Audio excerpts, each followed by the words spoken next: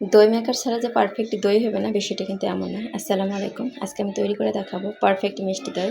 আমি এখানে গরুর দুধ নিয়েছি 1.5 কেজি। দুধটাকে আমি জাল করে নিয়েছি ভালো করে।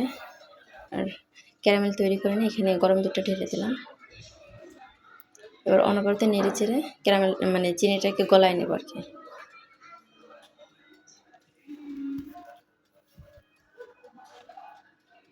গলানো হয়ে গেছে। এবার দুধটাকে জাল করে আমি কমায় নিব, যেহেতু চিনির পানি ছাড়ে অনেকটাই কমায় নেব। নিয়েছি, এবার চুলাটা বন্ধ করে দিলাম। দুধটাকে অনেকটাই ঠান্ডা করবো, মানে কুসুম গরমের থেকে একটু রাখছি। এবার গ্লাসগুলোতে আমি টক দই মেখে নিয়েছি, আর এখানে কিছু টক দই ফেটাই নিয়ে দুধের সাথে মেশাই দেবো। দেন এখানে এই যে সবগুলো ঢেলে নিলাম। এভাবে আমি সারাটা ঢেকে রাখবো সারাটা রাত।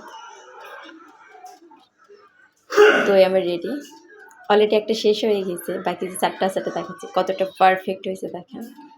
উপর করতেছি তাও করতেছে না। আপনারা এইভাবে একবার বাসায় ট্রাই করে দেখবেন, আল্লাহ ভরসা হয়ে যাবে। খেতেও কিন্তু দুর্দান্ত হয়েছে।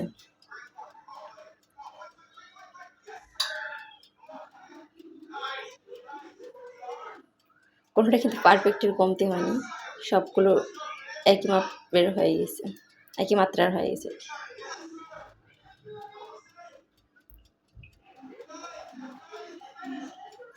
ধন্যবাদ সবাইকে।